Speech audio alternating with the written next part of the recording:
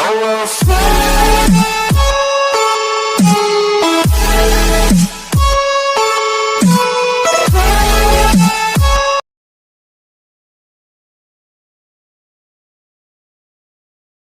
Student, हम लोग 12th के फिजिक्स का चैप्टर 4 विद्युत धारा का चुंबकीय प्रभाव देख रहे थे। आज की क्लास को आगे बढ़ाते हैं और आज का एक इम्पॉर्टेंट टॉपिक क्या है? बायो-सेवार्ट का नियम। ये जो इस चैप्टर का एक महत्वपूर्ण नियम है, जिसको इस नियम को दो वैज्ञानिकों ने मिलकर दिया, बायो और सेवार्ट ने। इन दोनों मिलके एक नियम को दिए, जिस नियम को क्या कहा गया? बायो-सेवार्ट का नियम। ठीक है, उन्होंने क्या दिया? उन्होंने बताया कि किसी धारावाही चालक से, धारावाही चालक जिससे धारा प्रवाहित होती है, किसी धारावाही चालक से किसी भी बिंदु पर उसके चुंबकीय क्षेत्र की तीव्रता क्या होगी, उसको इस नियम से निकाल सकते हैं। उन्होंने क्या बोला, थोड़ा ध्यान दीजिए। धारावाही चालक के कारण चालक के चारों ओर एक चुंबकीय क्षेत्र उत्पन्न हो जाता है। सन 1920 में फ्रांसीसी वैज्ञानिक बायो तथा सेवार्ट, दो अलग अलग वैज्ञानिक बायो तथा सेवार्ट ने विभिन्न धारावाही चालकों द्वारा उत्पन्न चुंबकीय क्षेत्रों का अध्ययन करने के लिए अनेक प्रयोग किए। इन प्रयोगों के आधार पर उन्होंने धारावाही चालक के समीप किसी बिंदु पर चुंबकीय क्षेत्र की तीव्रता ज्ञात करने के लिए एक नियम का प्रतिपादन किया, जिसे बायो-सेवार्ट का नियम कहते हैं। ठीक है, बायो-सेवार्ट का नियम क्या है, आप ये अच्छे से समझा सकते हैं कि किसी भी धारावाही चालक, मान लेते हैं, यहाँ पे थोड़ा ध्यान दीजिए,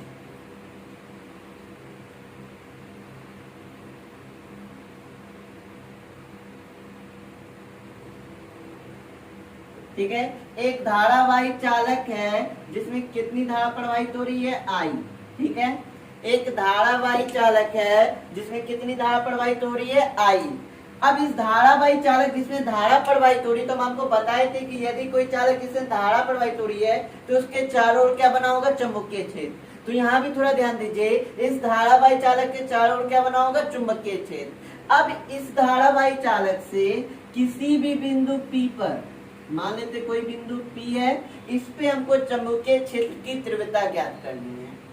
ये धारावाही चालक जिसमें I धारा प्रवाहित हो रही है, I धारा प्रवाहित हो रही है और I धारा प्रवाहित हो रही है, ये जो अब इस पे I धारा प्रवाहित हो रही, तो ये धारावाही चालक के चारों ओर क्या बना होगा? चुंबकीय क्षेत्र। अब इस धारावाही चालक के जो चारों ओर चुंबकीय क्षेत्र बन रहा है, इससे किसी भी बिंदु पर, कोई भी बिंदु हम क्या मान लिए? P, किसी भी बिंदु P पर चुंबकीय क्षेत्र की तीव्रता क्या होगी, उसका मान क्या होगा, उसे इस नियम से, मतलब बायो-सेवार्ट ने एक नियम द्वारा बताया। उस नियम को अभी हम स्टेप बाय स्टेप समझेंगे, एकदम ध्यान से समझिए। ये नियम क्या है, ये इसका डेफिनेशन है कि बायो-सेवार्ट का नियम क्या है। तो बायो-सेवार्ट का नियम क्या है, ये यहाँ तक लिख दिए। अब क्या मान निकाला, कितना मान निकाला, उसकी वैल्यू क्या थी, अभी स्टेप बाय स्टेप सीखेंगे। ये जो नियम है, ये एक प्रायोगिक नियम है। इन्होंने प्रयोग कर लिया और अपने निष्कर्ष से सारी चीज को बताया। क्या क्या बताया बायो और सेवार्ट ने अपने प्रयोग के निष्कर्ष द्वारा, वो हम अभी देखेंगे। अभी समझिए, ये एक धारावाही चालक तार है। ठीक है, धारावाही चालक तार है जिसमें I करंट फ्लो कर रहा है। अब I करंट फ्लो कर रहा है, इसके किसी भी बिंदु P पे, हमको यहाँ पे P पे कोई बिंदु हम P माने हैं, इस पे हमको विद्युत क्षेत्र की तीव्रता ज्ञात करनी कि इस P की वहां पे विद्युत क्षेत्र की तीव्रता क्या होगी, उसकी मान क्या होगी। तो अब यहाँ पे थोड़ा ध्यान दीजिए, ये चालक से इस P बिंदु की दूरी जो है वो क्या है? R। वापस से, इस चालक से P बिंदु के बीच की दूरी क्या है? R। और ये जो है, ये चालक से और ये दूरी के बीच जो एंगल बन रहा है, वो एंगल कितना है? थीटा। ये जो एंगल बन रहा है वो एंगल क्या है? थीटा। वापस से समझिए सारी चीजों को। एक धारावाही चालक तार है जिसमें धारा क्या हो रही है, आई हो रही है। इस धारावाही चालक, जब धारा प्रवाहित हुआ इस चालक में, आई करंट प्रवाहित हुआ, तो इसके चारों ओर क्या बना होगा, इसके चारों ओर क्या बना होगा, चुंबकीय क्षेत्र। अब इस चुंबकीय क्षेत्र के कारण बायोट और सेवार्ट ने मिलकर एक नियम बनाया जिससे वो ये पता कर सकते थे कि इस चुंबकीय क्षेत्र में किसी भी बिंदु पर उस चुंबकीय क्षेत्र की तीव्रता क्या होगी, उसकी वैल्यू क्या होगी। तो कोई भी बिंदु हम क्या मान लें, पी, ये पी बिंदु इस चालक से कितनी दूरी पर है, आर दूरी पर है, और इनके बीच जो एंगल बन रहा है वो एंगल क्या बन रहा है, थीटा। अब एक बार बायो और सेवार्ट ने ये जो बताया, ये जो वैल्यू बताया, ये वैल्यू बताया अल्प दूरी के लिए, अल्पांश के लिए बताया। अल्प दूरी मतलब एक छोटे से दूरी के लिए, छोटे से, ये छोटे से भाग के लिए, ये छोटा सा भाग हम इसको बोल लेते हैं कितना, डीएल। ठीक है, ये छोटा सा भाग जो है तार का, छोटे से तार के भाग को देखिए, इन्होंने जो नियम बताया ना बायो और सेवार्ट, इन्होंने अपने प्रयोग के द्वारा जो नियम बताए, ये पूरे बड़े चालक के लिए नहीं, एक चालक तार है उसके छोटे से भाग को, ये जो ब्लू ब्रश से हम पेंट की, वो छोटे से भाग को, छोटे से तार की लंबाई को क्या मान लिया, डीएल। अब छोटे से तार की लंबाई के कारण जो यहाँ पे चुंबकीय क्षेत्र बनेगा वो कितना बनेगा, डीबी। यहाँ पे जो चुंबकीय क्षेत्र बनेगा वो क्या बनेगा, डीबी। तो यहाँ तक आया बात समझ में, यहाँ तक बात में सबको आ गया समझ में। तो अब यहाँ पे देखिए जो लिखे उसको हम लिख देते हैं। अब देखिए जो वहाँ पे हम लिखे उसको यहाँ पे लिख दिए। माना एक चालक में आई एम्पियर की धारा प्रवाहित हो रही है, एक चालक है जिसमें धारा जो प्रवाहित हो रही है वो कितना, आई एम्पियर की धारा प्रवाहित हो रही है। इस धारावाही चालक के एक अल्पांश डीएल, एक अल्पांश मतलब एक छोटा सा, एक अल्पांश डीएल के कारण, ये जो अल्पांश है छोटा सा डीएल के कारण उत्पन्न चुंबकीय क्षेत्र के कारण किसी बिंदु पर क्षेत्र की तीव्रता डीबी निम्न कारकों पर निर्भर करती है। वापस से समझिए, ये एक धारावाही चालक तार है जिसमें कितनी धारा प्रवाहित हो रही है, आई। ये आई धारा प्रवाहित हो रही है इस चालक तार में। अब इस चालक तार में इसके छोटे से अल्पांश मतलब डीएल लंबाई के कारण किसी बिंदु पी पर जो चुंबकीय क्षेत्र उत्पन्न हुआ है, उस चुंबकीय क्षेत्र की तीव्रता क्या है, डीबी। उस चुंबकीय क्षेत्र की तीव्रता क्या है, डीबी। और एक बात, ये जो है डीएल से पी बिंदु की लंबाई, दूरी जो है वो क्या है, आर, और ये इसके साथ एंगल क्या बना रहा है, थीटा। तो अब ये जो डीबी है ये निम्न बातों पर डिपेंड करता है, क्या क्या वो बातें वो भी बता रहे हैं। तो ये जो डीबी है, चुंबकीय क्षेत्र की तीव्रता जो डीबी माने हैं, ये निम्न बातों पर निर्भर करती है। कौन कौन सी, तो पहला कि ये चालक में प्रवाहित धारा आई, चालक में जो धारा प्रवाहित हो रहा है आई, उसके समानुपाती होती है। कहने का मतलब क्या कि डीबी समानुपाती होता है किसके, आई का। इसका मतलब क्या होगा, इसका मतलब बखूबी आप लोग जानते हैं कि अगर धारा की वैल्यू बढ़ती है तो यहाँ पे जो चुंबकीय क्षेत्र की तीव्रता डीबी है उसकी वैल्यू भी क्या होगी, बढ़ेगी। यदि धारा का वैल्यू घटता है, आई की वैल्यू घटती है, तो चुंबकीय क्षेत्र की तीव्रता भी क्या होगी, घटेगी। मतलब पहला जो निर्भर कर रहा है, ये जो चुंबकीय क्षेत्र डीबी है निम्न कारकों पर निर्भर कर रहा है। तो पहला कारक क्या है कि यह चालक में प्रवाहित धारा, जो आई धारा प्रवाहित हो रही है उसके समानुपाती होती है। समानुपाती मतलब डीबी डायरेक्टली प्रोपोर्शनल किसके है, आई के। अब दूसरा कारक देखेंगे। दूसरा कारक ये जो तीव्रता है चुंबकीय क्षेत्र की तीव्रता, ये डीएल पे मतलब अल्पांश लंबाई पे डिपेंड करता है। क्या, या चालक के उस अल्पांश की लंबाई डीएल के भी समानुपाती होता है। मतलब हम यहाँ पे कह सकते हैं कि डीबी जो है वो प्रोपोर्शनल है किसके, डीएल के। डीबी जो है वो प्रोपोर्शनल है किसके, डीएल के। देखिए पहला कारक क्या बोला कि ये डीबी जो है समानुपाती है किसका, आई का। दूसरा कारक क्या बोल रहा है कि ये जो डीबी है ये समानुपाती है किसका, डीएल का। मतलब इसका यहाँ पे अगर अल्पांश की लंबाई बढ़ाया जाए अगर अल्पांश की लंबाई बढ़ाया जाए तो चुंबकीय क्षेत्र की तीव्रता भी क्या होगी, बढ़ेगी।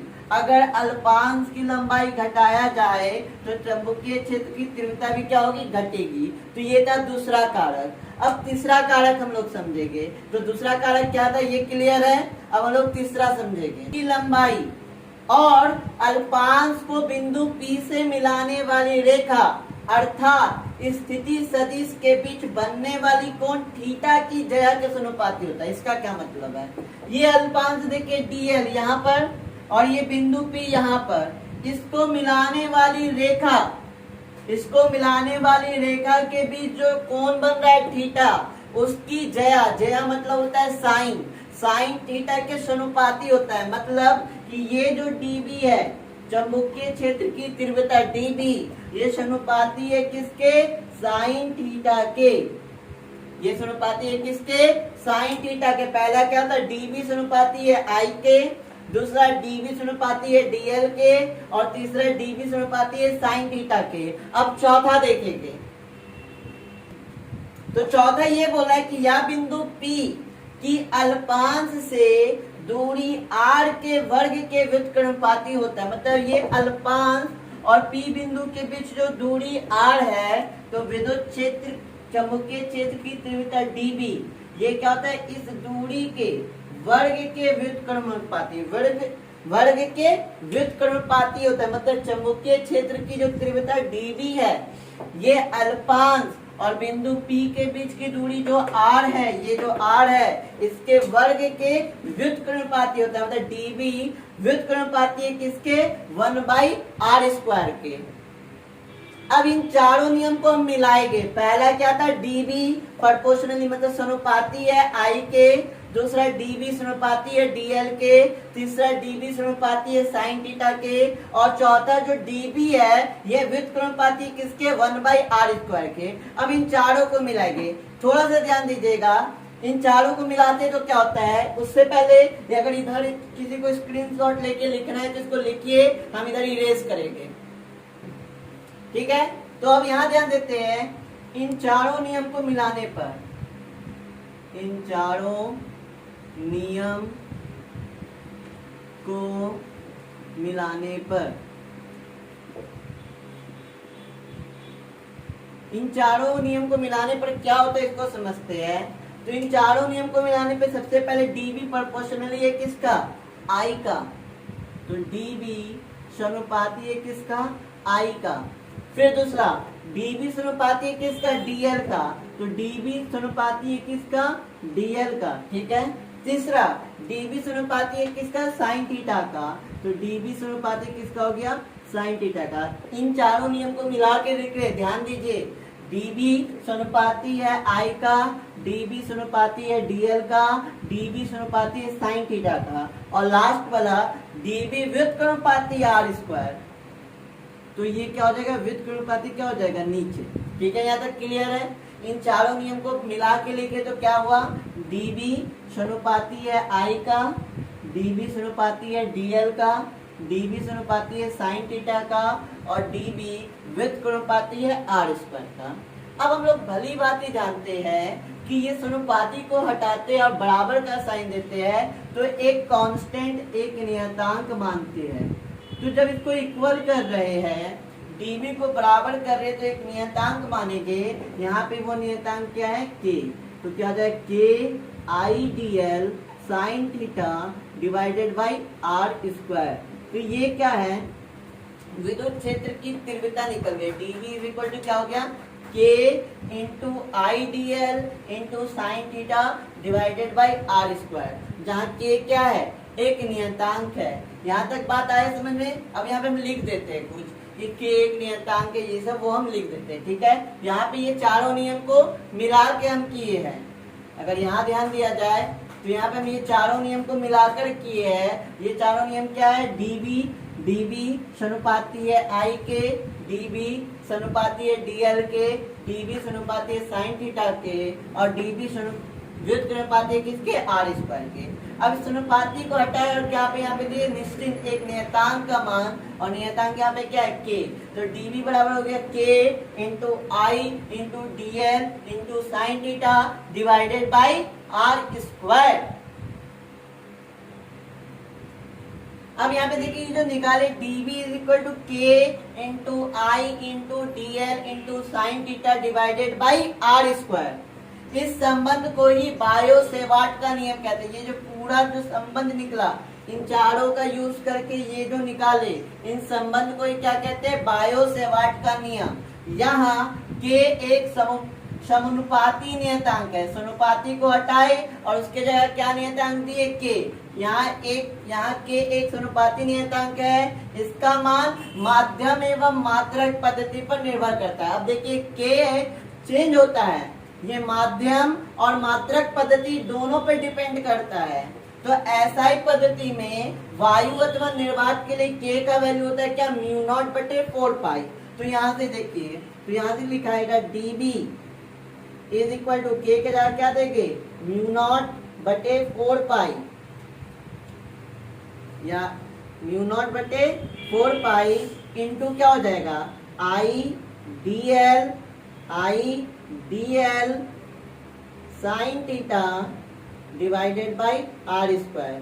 यहाँ पे म्यू नॉट बटे 4 पाई ये किसकी वैल्यू है, के की वैल्यू है, और ये के की वैल्यू डिपेंड करता है किस पे, माध्यम और मात्रक पद्धति पे। और ये जो के की वैल्यू यहाँ पे एसआई मात्रक में है, और ये जो के किस पे कहाँ है, हवा एवं निर्वात में। तो उसके लिए के की वैल्यू क्या होती है, म्यू नॉट बटे 4 पाई। तो डीवी इज इक्वल टू क्या हो गया, म्यू नॉट बटे 4 pi I D L sine theta divided by R square. इससे ही क्या कहते हैं, बायो सेवार्ट का नियम। और ये dB क्या है, चुंबकीय क्षेत्र की तीव्रता। dB क्या है, चुंबकीय क्षेत्र की तीव्रता। ये क्या निकला हमारा सूत्र, ये क्या निकला हमारा सूत्र, dB is equal to mu naught बटे 4 pi into I D L sine theta. यहाँ पे थोड़ा ध्यान दीजिए, म्यू नॉट जो क्या है, यहाँ पे म्यू नॉट क्या है, आप याद कीजिए म्यू नॉट क्या है। तो म्यू नॉट को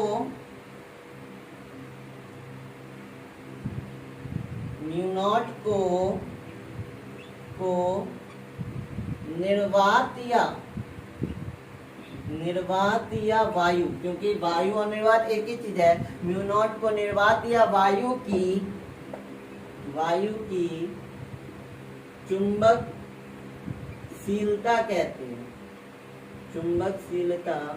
कहते हैं। वापस से, म्यू नॉट को निर्वात या वायु की क्या कहते हैं, चुंबकशीलता कहते हैं। ठीक है,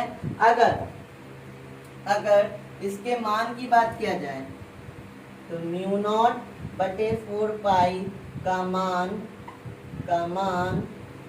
10 पे पावर -7 न्यूटन एम्पियर स्क्वायर होता है। वापस से, म्यू नॉट बटे 4 पाई का मान 10 पे पावर -7 न्यूटन पर एम्पियर स्क्वायर होता है। म्यू नॉट बटे 4 पाई का वैल्यू क्या होता है, 10 पे पावर -7 न्यूटन पर एम्पियर स्क्वायर। अब थोड़ा इधर इरेज कर रहे हैं, ठीक है, इधर इरेज करके लिखते हैं।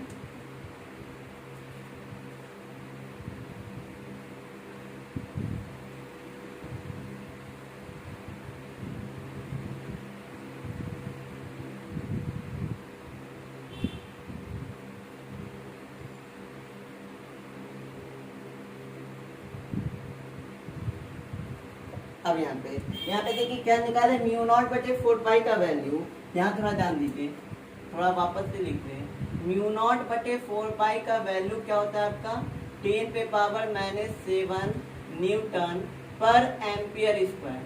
ठीक है, न्यूटन पर एम्पियर स्क्वायर। अब तो यहाँ से हम म्यू नॉट की वैल्यू निकाल सकते हैं। तो म्यू नॉट का वैल्यू क्या निकलेगा, 4 पाई इंटू 10 पे पावर -7 न्यूटन पर एम्पियर स्क्वायर। ठीक है, तो यहाँ से म्यू नॉट की वैल्यू क्या निकलेगा, म्यू नॉट बराबर क्या हो जाएगा, 4 इंटू 10 पे पावर -7 न्यूटन पर एम्पियर स्क्वायर। यहाँ तक आ रहा है बात समझ में। आगे ये हो गया म्यू नॉट। म्यू नॉट का मात्रक म्यू नॉट का मात्रक क्या है? तो म्यू नॉट का मात्रक है न्यूटन पर एम्पियर स्क्वायर। म्यू नॉट का मात्रक क्या है? न्यूटन पर एम्पियर स्क्वायर। आगे देखते हैं म्यू नॉट की बीमाएं। म्यू नॉट की बीमाएं, इसकी बीमाएं क्या होगी? तो इसका मात्रक क्या है? न्यूटन पर एम्पियर स्क्वायर। तो न्यूटन का मात्रक बीमा क्या होता है? M L T inverse 2। Newton का बीमा क्या होता है? M L T inverse 2। और एम्पियर का मात्रक क्या होता है? एम्पियर की बीमा क्या होती है? ए क्या है? स्क्वायर है। ठीक है, अब ये ऊपर जाएगा तो क्या होगा? ये ऊपर क्या होगा? M L T inverse 2 A inverse 2। ये क्या हो गई? इसकी बीमाएं हो गई। तो ये म्यू नॉट की क्या हो गई? बीमाएं हो गई। तो यहाँ तक हम लोग पूरे बायो सेवार्ट के नियम को अच्छे से समझा। बायो सेवार्ट का फॉर्मूला क्या हो गया? dB is equal to 4 pi epsilon naught into dl I dl sin theta divided by r square. और म्यू नॉट बटे 4 पाई की वैल्यू क्या होती है? 10 पे पावर -7। और म्यू नॉट है क्या? तो निर्वात या वायु की चुंबकशीलता है।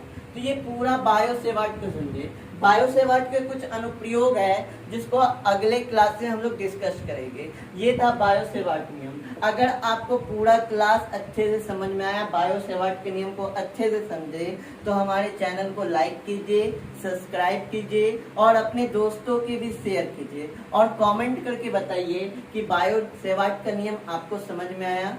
अगर इसका नोट्स चाहिए किसी को तो आप हमारे व्हाट्सएप नंबर पे हमें मैसेज कर सकते हैं। हमारा नंबर है 8083856189।